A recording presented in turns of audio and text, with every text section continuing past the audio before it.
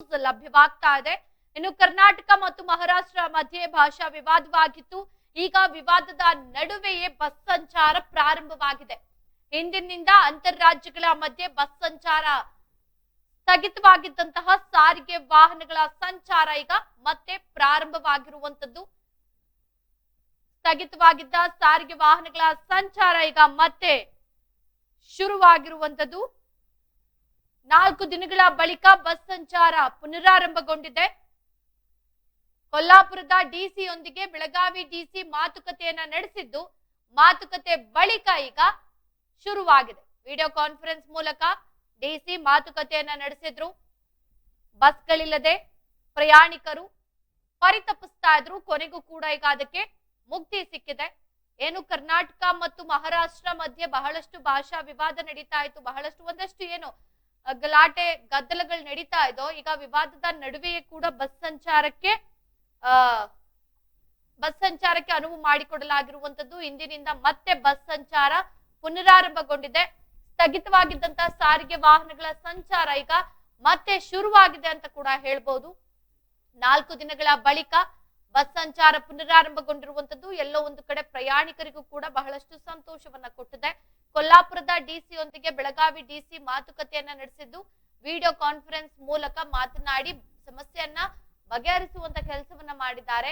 ಬಸ್ಗಳಿಲ್ಲದೆ ಏನು ಪ್ರಯಾಣಿಕರು ಕಷ್ಟವನ್ನ ಅನುಭವಿಸ್ತಾ ಇದ್ರು, ಈಗ ಅದಕ್ಕೆಲ್ಲ ಒಂದು ಮುಕ್ತಿ ಸಿಕ್ಕಿದೆ ಅಂತ ಹೇಳಿದ್ರು ಕೂಡ ತಪ್ಪಾಗ್ಲಿಕ್ಕಿಲ್ಲ. ಈಗ ಏನು ಬಹಳಷ್ಟು ವಿವಾದದ ನಡುವೆಯೂ ಕೂಡ ಈಗ ಬಸ್ ಸಂಚಾರ ಆರಂಭವಾಗಿದೆ. ನಾವು ದೃಶ್ಯದಲ್ಲಿ ನೋಡ್ತಾ ಇದ್ದೀವಿ. ಅಂತರ್ರಾಜ್ಯಗಳ ಬಸ್ ಸಂಚಾರ ಏನ್ ಸ್ಥಗಿತವಾಗಿತ್ತು ಕಳೆದ 4 ದಿನಗಳಿಂದ, ಈಗ ಸಂಚಾರ ಮತ್ತೆ ಪುನರಾರಂಭಗೊಂಡಿರುವುದು ಎಲ್ಲೋ ಒಂದು ಕಡೆ ಪ್ರಯಾಣಿಕರಿಗೆ ಖುಷಿಯನ್ನ ತಂದಿದೆ ಅಂತ ಹೇಳಿದ್ರು ಕೂಡ ತಪ್ಪಾಗ್ಲಿಕ್ಕಿಲ್ಲ. ಯಾಕೆಂದ್ರೆ ಬಹಳಷ್ಟು ವಿವಾದಗಳಿಗೆ ಕಾರಣವಾಗಿತ್ತು, ಬಹಳಷ್ಟು ಸಮಸ್ಯೆಗಳಾಗಿತ್ತು. ಈ ಅಂದ್ರೆ ಕರ್ನಾಟಕ ಮತ್ತು ಮಹಾರಾಷ್ಟ್ರದ ನಡುವೆ ಒಂದಷ್ಟು ವಿವಾದಗಳು ಏನ್ ನಡೀತಾ ಇತ್ತು, ಈಗ ಮತ್ತೆ ಅದು ಒಂದಷ್ಟು ಮಾತುಕತೆಯನ್ನ ನಡೆಸಿ ಅದನ್ನ ಕ್ಲಿಯರ್ ಮಾಡುವಂತ ಕೆಲಸವನ್ನ ಮಾಡಿರುವಂತದ್ದು. ಈಗ ಬೆಳಗಾವಿಯಿಂದ ಬಸ್ ಸಂಚಾರ ಆರಂಭವಾಗಿದೆ. ಒಂದಷ್ಟು ಕರ್ನಾಟಕದಿಂದ ಅಂತರ್ರಾಜ್ಯಗಳ ಒಂದು ಬಸ್ ಸಂಚಾರ ಏನಿತ್ತು ಅದು ಪುನರಾರಂಭಗೊಂಡಿದೆ.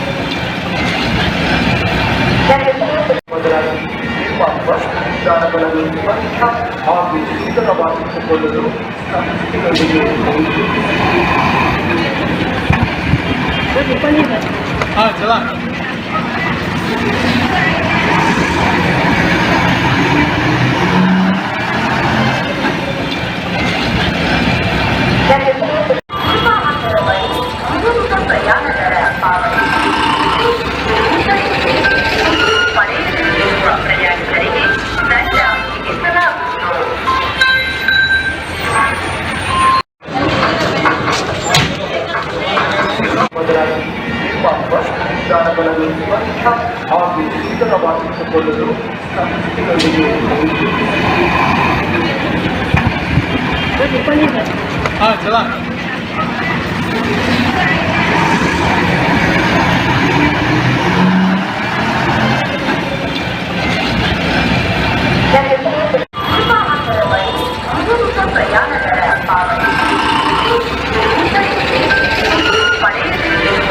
ಡಾಕ್ಟರ್ ಆಗಬೇಕು ಅಥವಾ ಇಂಜಿನಿಯರ್ ಆಗಬೇಕು ಅಂತಂದರೆ ನಾವು ಡಾಕ್ಟರ್ ಆಗಬೇಕು ಅಥವಾ ಇಂಜಿನಿಯರ್ ಆಗಬೇಕು ಅಂತಂದರೆ ಯಾವ ನಾವು ಡಾಕ್ಟರ್ ಆಗಬೇಕು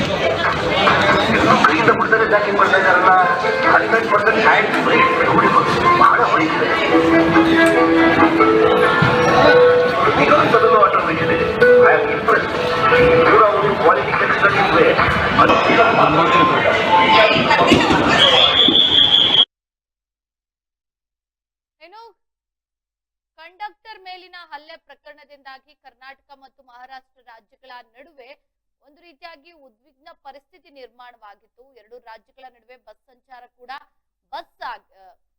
ಬಂದ್ ಆಗಿತ್ತು. ಪ್ರಯಾಣಿಕರು ಇದರಿಂದ ಬಹಳಷ್ಟು ಪರದಾಟವನ್ನ ನಡೆಸ್ತಾ ಇದ್ರು. ಆದ್ರೆ ಇಂದಿನಿಂದ ಮತ್ತೆ ಬಸ್ ಸಂಚಾರ ಪುನರಾರಂಭಗೊಂಡಿದೆ. ಕರ್ನಾಟಕದಿಂದ ಮಹಾರಾಷ್ಟ್ರ ಗಡಿಯವರಿಗೆ ಮಾತ್ರ ಬಸ್ ಬಿಡಲಾಗ್ತಾ ಇತ್ತು.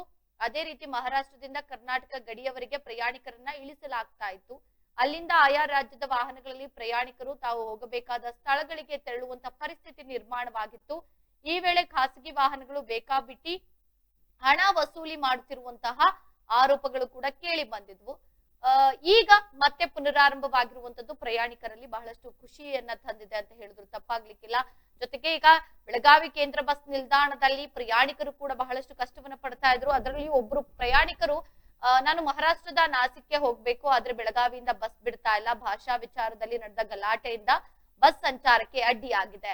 ಶೀಘ್ರವೇ ಎರಡು ಸರ್ಕಾರಗಳು ಸಮಸ್ಯೆಯನ್ನ ಬಗೆಹರಿಸಿ ಎಂದಿನಂತೆ ಬಸ್ ಬಿಟ್ರೆ ತುಂಬಾ ಅನುಕೂಲ ಆಗುತ್ತೆ ಅಂತ ಕೂಡ ಹೇಳಿದ್ರು. ಈಗ ಅದೇ ರೀತಿ ಪ್ರಯಾಣಿಕರ ದೃಷ್ಟಿಯಿಂದ ಬಸ್ ಸಂಚಾರ ಪುನರಾರಂಭ ಮಾಡಿದ್ದಾರೆ. ಜೊತೆಗೆ ಈಗ ಜಿಲ್ಲಾಧಿಕಾರಿ ಮೊಹಮ್ಮದ್ ರೋಷನ್ ಪ್ರತಿಕ್ರಿಯೆಯನ್ನ ನೀಡಿದ್ದಾರೆ.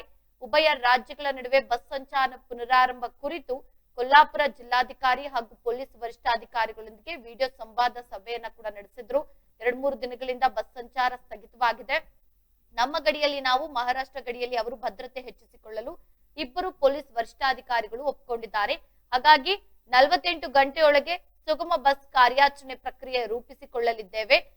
ಇಂದು ಮಧ್ಯಾಹ್ನ ಮಹಾರಾಷ್ಟ್ರಕ್ಕೆ ಪುನಃ ಬಸ್ ಸೇವೆ ಆರಂಭಿಸಲು ಎಲ್ಲ ವ್ಯವಸ್ಥೆ ಮಾಡಿದೀವಿ ಅಂತ ಏನು ಜಿಲ್ಲಾಧಿಕಾರಿ ಮೊಹಮ್ಮದ್ ರೋಷನ್ ಅವರು ಪ್ರತಿಕ್ರಿಯೆಯನ್ನ ಕೊಟ್ಟಿದ್ರು. ಜೊತೆಗೆ ರಾಜ್ಯ ಸರ್ಕಾರದ ಮುಖ್ಯ ಕಾರ್ಯದರ್ಶಿ ಶಾಲಿನಿ ರಜನೀಶ್ ಅವರು ಕೂಡ ದೂರವಾಣಿ ಮೂಲಕ ಮಾತನಾಡಿ ಮಾಹಿತಿ ಪಡ್ಕೊಂಡಿದ್ದಾರೆ.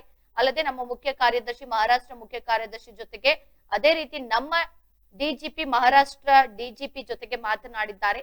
ಕೇವಲ ಬೆಳಗಾವಿ, ಕೊಲ್ಲಾಪುರ ಅಷ್ಟೇ ಅಲ್ಲದೆ ಸಾಂಗಲಿ, ಸೊಲ್ಲಾಪುರ ಸೇರಿ ಎಲ್ಲೆಲ್ಲಿ ಅಹಿತಕರ ಘಟನೆಗಳು ಸಂಭವಿಸಿಯೋ ಅಲ್ಲೆಲ್ಲ ಸೂಕ್ತ ಬಂದೋಬಸ್ತ್ ನೀಡಬೇಕು. ಕರ್ನಾಟಕದ ವಿವಿಧ ಭಾಗದಲ್ಲಿ ನಾವು ಬಂದೋಬಸ್ತ್ ನೀಡುವ ಬಗ್ಗೆ ಉನ್ನತ ಮಟ್ಟದಲ್ಲಿ ಚರ್ಚಿಸಿದ್ದಾರೆ. ಮುಖ್ಯ ಕಾರ್ಯದರ್ಶಿಗಳು ಮುಖ್ಯಮಂತ್ರಿಗಳ ಗಮನಕ್ಕೂ ಕೂಡ ತಂದಿದ್ದಾರೆ ಅನ್ನೋ ಒಂದಷ್ಟು ಮಾಹಿತಿಯನ್ನು ಕೂಡ ಹೇಳಿರುವಂತದ್ದು. ಏನೋ ಇಂದಿನಿಂದ ಮಹಾರಾಷ್ಟ್ರ ಗಡಿಯವರೆಗೆ ನಾವು ಬಸ್ ಬಿಡ್ತೇವೆ. ಅಲ್ಲಿ ಮಹಾರಾಷ್ಟ್ರ ಸಾರಿಗೆ ಬಸ್ಗಳು ಅವರನ್ನ ಹತ್ತಿಸಿಕೊಳ್ಳಲಿದ್ದಾರೆ. ಅದೇ ರೀತಿ ಮಹಾರಾಷ್ಟ್ರ ಗಡಿಯಿಂದ ನಾವು ಅಲ್ಲಿನ ಪ್ರಯಾಣಿಕರಿಗೆ ಸೇವೆ ಒದಗಿಸಲಿದ್ದೇವೆ. ಜೊತೆಗೆ ಇದು ಕಳೆದ 2 ದಿನಗಳಿಂದ ನಡೀತಾ ಇದ್ದಂತಹ ಸೇವೆ. ಅಂದ್ರೆ ಆ ಗಡಿಯವರು ಅಲ್ಲಿಗೆ ಬಿಡ್ತಾ ಇದ್ರು, ಮಹಾರಾಷ್ಟ್ರದವರು ಕರ್ನಾಟಕದವರು ಕರ್ನಾಟಕದ ಗಡಿ ಭಾಗಕ್ಕೆ ಬಿಟ್ಟು ಅಲ್ಲಿಂದ ಖಾಸಗಿ ವಾಹನಗಳು ಅವ್ರು ಯಾವ ಸ್ಥಳಕ್ಕೆ ಹೋಗಬೇಕು ಹಾಗೆ ಅಲ್ಲಿ ವ್ಯವಸ್ಥೆಯನ್ನು ಮಾಡಲಾಗಿತ್ತು. ಆದ್ರೆ ಇಂದಿನಿಂದ ಪೂರ್ಣ ಪ್ರಮಾಣದಲ್ಲಿ 2 ರಾಜ್ಯಗಳ ಬಸ್ ಸೇವೆ ಈಗ ಆರಂಭವಾಗಿರುವಂತದ್ದು. ಜೊತೆಗೆ ಈಗ ಬೆಳಗಾವಿ ವಿಚಾರ ಅಂತ ಬಂದಾಗ ಬೆಳಗಾವಿ ಡಿಪೋದ ಸಂಚಾರ ನಿಯಂತ್ರಕಿ ಸುಶೀಲಾ ಕೋಟಗಿ ಅವರು ಕೂಡ ಮಾತಾಡಿದ್ರು. ಕರ್ನಾಟಕದಿಂದ ಮಹಾರಾಷ್ಟ್ರಕ್ಕೆ ಹೋಗಲು ಬಸ್ ಸಂಚಾರ ಇಲ್ಲದ ಕಾರಣ ಪ್ರಯಾಣಿಕರಿಗೆ ಸಾಕಷ್ಟು ತೊಂದರೆ ಆಗ್ತಾ ಇದೆ. 2 ರಾಜ್ಯಗಳ ಗಡಿಯವರೆಗೆ ಮಾತ್ರ ಬಸ್ ಹೋಗ್ತಿವೆ. ಬೆಳಗಾವಿಯಿಂದ ಸಂಕೇಶ್ವರ ಹಾಗೂ ನಿಪ್ಪಾಣಿವರೆಗೆ ಇಂದು 64 ಬಸ್, ಅಂದ್ರೆ 2 ದಿನಗಳ ಹಿಂದೆ 64 ಬಸ್ಗಳು ಸಂಚರಿಸ್ತಾ ಇದ್ವು. ಇದರಿಂದ ಎಲ್ಲೋ ಒಂದು ಕಡೆ ಪ್ರಯಾಣಿಕರಿಗೆ ತೊಂದರೆಗಳಾಗ್ತಾ ಇತ್ತು ಆ ಗಡಿ ಭಾಗದಿಂದ ಅವರವರ ಊರುಗಳಿಗೆ ತೆರಳಿಕೆ. ಆದ್ದರಿಂದ ಪುನರಾರಂಭ ಮಾಡ್ಬೇಕು ಅಂತ ಕೂಡ ಇವರು ಕೂಡ ಒತ್ತಾಯ ಮಾಡಿದ್ರು. ಅದೇ ರೀತಿ ಈಗ ಸರಿ ಆಗಿದೆ. ಈಗ ಎಂದಿನಂತೆ ಬಸ್ ಸಂಚಾರ ಕೂಡ ಪುನರಾರಂಭಗೊಂಡಿರುವಂತದ್ದು. ಈಗ ಏನು ಬೆಳಗಾವಿ ಜಿಲ್ಲಾಧಿಕಾರಿ ಮೊಹಮ್ಮದ್ ರೋಷನ್ ಅವರು ಸಾರಿಗೆ ಸಂಸ್ಥೆಯ ಬಸ್ ಪ್ರಯಾಣಿಕರ ಅನುಕೂಲಕ್ಕಾಗಿ ಮಹಾರಾಷ್ಟ್ರ ಗಡಿ ಪ್ರದೇಶಗಳವರೆಗೆ ಸಾರಿಗೆ ಸಂಚಾರಕ್ಕೆ ಏನು ವ್ಯವಸ್ಥೆಯನ್ನ ಮಾಡಿಕೊಟ್ಟಿದ್ರು. ಈಗ 2 ಉಭಯ ರಾಜ್ಯಗಳ ಅಧಿಕಾರಿಗಳು ಮಾತನಾಡಿ ಮತ್ತೆ ಪುನರಾರಂಭಕ್ಕೆ ವ್ಯವಸ್ಥೆಯನ್ನ ಕಲ್ಪಿಸಿಕೊಟ್ಟಿದ್ದಾರೆ. ಇದರಿಂದ ಎಂದಿನಂತೆ ಈಗ ಸಂಚಾರ ಪುನರಾರಂಭಗೊಂಡಿದೆ.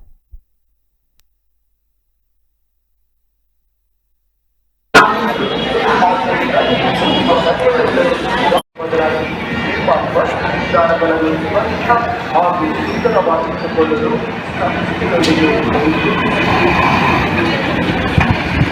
ಸಂಸ್ಥೆಗಳಿಗೆ ಚಲಾ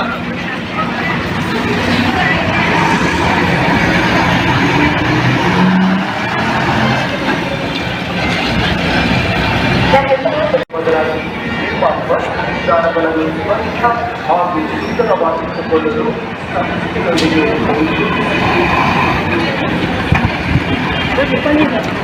ಚಲಾ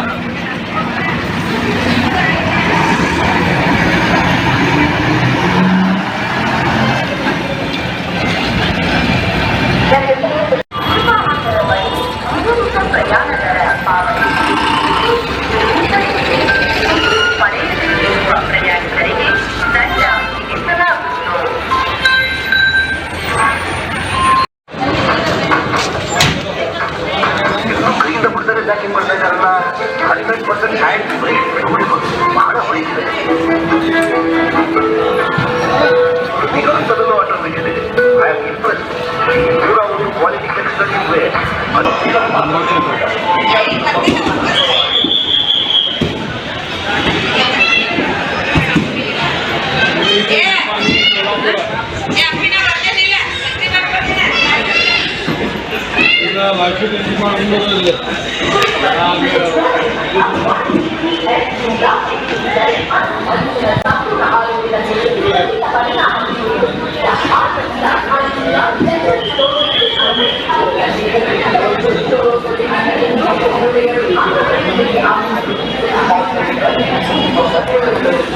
ಬದಲಾಗಿ ನಿಮ್ಮ ವಸ್ತುದಾನಗಳನ್ನು ಸ್ವಚ್ಛ ಹಾಗೂ ಸುಂದರವಾಗಿಟ್ಟುಕೊಳ್ಳಲು ಸಂಸ್ಥೆಗಳಿಗೆ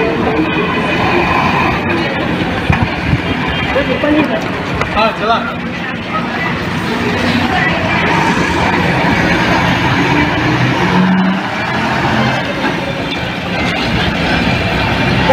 ಎಲ್ಲರಿಗೂ ನಮಸ್ಕಾರ. ಇವತ್ತು ಜಿಲ್ಲಾಧಿಕಾರಿಯಾಗಿ ನಾನು, ನನ್ನ ಜೊತೆ ನಮ್ಮ SP ರವರು, ಅದೇ ರೀತಿ ಕಮಿಷನರ್ ಪೊಲೀಸ್ ಅವರು ಹಾಗೂ ಮಹಾರಾಷ್ಟ್ರ ಕೋಲ್ಹಾಪುರ ಜಿಲ್ಲೆಯ ಜಿಲ್ಲಾಧಿಕಾರಿಗಳು ಹಾಗೂ ಪೊಲೀಸ್ ವರಿಷ್ಠಾಧಿಕಾರಿಗಳು ನಾವೆಲ್ಲರೂ ಬಾರ್ಡರ್ ಕೋಆರ್ಡಿನೇಷನ್ ಕಮಿಟಿ ಮೀಟಿಂಗ್ ಅನ್ನು ಇವತ್ತು ಮಾಡಿದ್ದೀವಿ. ಮಾನ್ಯ ಮುಖ್ಯ ಕಾರ್ಯದರ್ಶಿ ಕರ್ನಾಟಕ ಸರ್ಕಾರ ಅವರ ಆದೇಶದಂತೆ ಇವತ್ತು ಕೋಆರ್ಡಿನೇಷನ್ ಕಮಿಟಿ ಮೀಟಿಂಗ್ ಮಾಡಲಾಗಿದೆ. ನಿನ್ನೆ ಸಂಜೆ ಮುಖ್ಯ ಕಾರ್ಯದರ್ಶಿರವರು ಕರ್ನಾಟಕ ಸರ್ಕಾರ ಮಹಾರಾಷ್ಟ್ರ ಸರ್ಕಾರದ ಮುಖ್ಯ ಕಾರ್ಯದರ್ಶಿಯವರ ಜೊತೆ ಮಾತಾಡಿದ್ದಾರೆ. ಅದೇ ರೀತಿ DGP ಕರ್ನಾಟಕ, DGP ಮಹಾರಾಷ್ಟ್ರ ಅವರ ಜೊತೆನೂ ಮಾತಾಡ್ಕೊಂಡು ಯಾವುದೇ ಲಾ ಅಂಡ್ ಆರ್ಡರ್ಗೆ ಧಕ್ಕೆ ಆಗದಂತೆ ಈ ಸಾರಿಗೆ ವ್ಯವಸ್ಥೆ ಏನಿದೆ ಅದನ್ನು ಪುನಃ ಶುರು ಮಾಡ್ಲಿಕ್ಕೆ ಎಲ್ಲಾ ರೀತಿಯ ಸಿದ್ಧತೆಗಳು ಮಾಡ್ಕೊಳ್ಳಿಕ್ಕೆ ಸೂಚನೆಯನ್ನು ತಳಮಟ್ಟದಲ್ಲಿ ನಮ್ಮೆಲ್ಲರಿಗೂ ಕೊಟ್ಟಿದ್ದಾರೆ. ಈಗಾಗಲೇ ನಾವು ತಾತ್ಕಾಲಿಕವಾಗಿ ನಮ್ಮ ಪ್ರಯಾಣಿಕರು ಯಾರಿದ್ದಾರೆ ಅವರನ್ನು ಬಾರ್ಡರ್ ಮಠ ಬಿಡ್ತೀವಿ. ಬಾರ್ಡರ್ ಇಂದ ಮಹಾರಾಷ್ಟ್ರ ಬಸ್ಸಸ್ ಅಲ್ಲಿ ಅವರು ಅಲ್ಲಿ ಹೋಗ್ಬೋದು. ಮಹಾರಾಷ್ಟ್ರದವರು ಯಾರು ಇಲ್ಲಿಗೆ ಬರ್ಲಿಕ್ಕೆ ಇದ್ದಾರೆ ಅವರು ಮಹಾರಾಷ್ಟ್ರ ಬಾರ್ಡರ್ ತನಕ ಮಹಾರಾಷ್ಟ್ರ ಬಸ್ ಅಲ್ಲಿ ಬರ್ತಾರೆ. ಬಾರ್ಡರ್ ಕ್ರಾಸ್ ಮಾಡಿ ನಮ್ಮ ಬಸ್ಸಸ್ ಮುಖಾಂತರ ನಾವು ಇಲ್ಲಿ ಅವರಿಗೆ ಟ್ರಾನ್ಸ್ಪೋರ್ಟ್ ಅರೇಂಜ್ಮೆಂಟ್ ಮಾಡಿ ಕೊಡ್ತೀವಿ.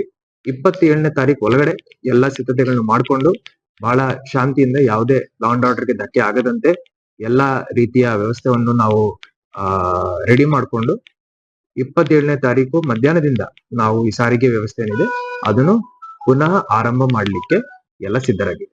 ಧನ್ಯವಾದ.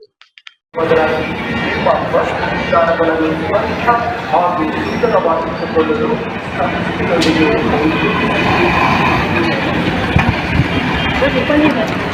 ಚಲಾ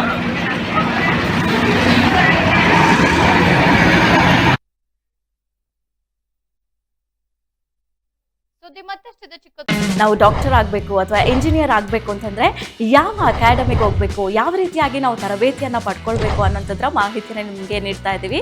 ನಮ್ಮ ಸಂಸ್ಥೆ ಎಕ್ಸೆಲ್ ಅಕಾಡೆಮಿಕ್ ಸಂಸ್ಥೆ 15 ವರ್ಷದಿಂದ ನೀಟ್ ಮತ್ತು CET JEE ಕೋಚಿಂಗ್ ಕೊಡ್ತಾ ಬರ್ತಾ ಇದ್ದೀವಿ.